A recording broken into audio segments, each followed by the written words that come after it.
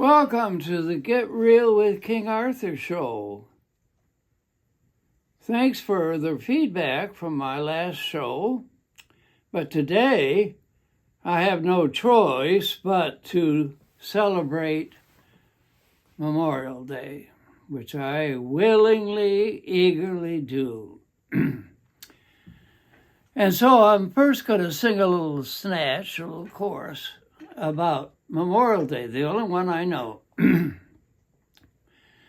Let us pause to thank our warriors who gave all for liberty.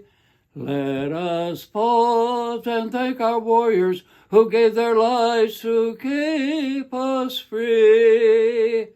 Let us pause and thank our warriors and vow never to forget and to pledge our lives and fortunes to the cause which calls us yet. And so I believe that we ought not to look at Memorial Day as just a time to have a weekend of picnics and whatnot. The best essay I ever knew on Memorial Day was a series in an issue of Life magazine. No words. All they had is half-page photos of men who died that week in the war in Vietnam. I'll never forget the face of one of them from around where I grew up. And so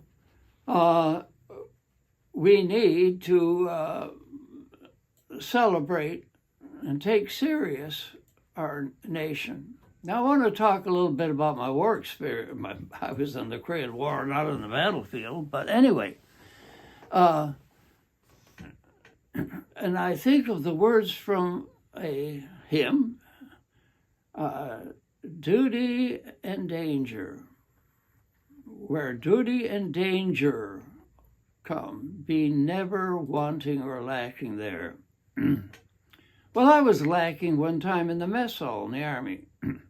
I was complaining about eating C rations all day long. And a sergeant said, Private Siemens, come right over here, sternly. He said, you're complaining about having to eat C rations all day long. And I was in Korea on Port Chop Hill behind a machine gun, wondering if I'd ever get to see my fiancée again. And he said it not to be mean. I loved it. And I said, you're right.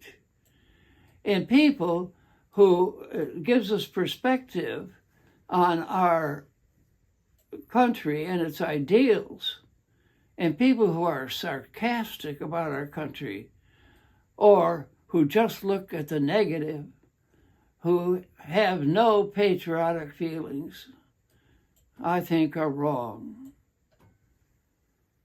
Lives there a man with soul so dead, who never to himself has said, this is my own, my native land?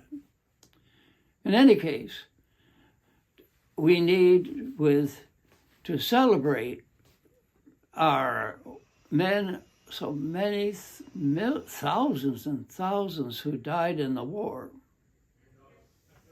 We have to do it somehow. Now, let me give an example of how to honor them by duty and danger. Now, I'll give my Army experience at Fort Myer here. I came from cleaning the latrine one day to my area where there were 18 of us, Army soldiers.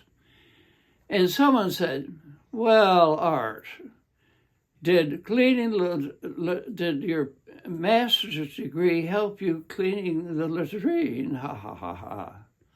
I said, indeed it did. Carlyle, the writer, taught me that no work is demeaning, that all work is noble, even cleaning the latrine, and whatever we do on duty. Now, so what about danger?